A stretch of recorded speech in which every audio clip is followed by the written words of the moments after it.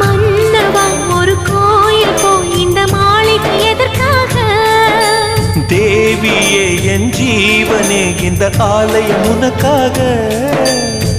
வானில் ஒரு புயல் மழை வந்தால் அழகே என்னை எங்கன காப்பாய். கண்ணே உன்னை என் கண்ணில் வைத்து இமைகள் எனும் கதவுகள் அடைப்பேன். சத்தியமாகுமா?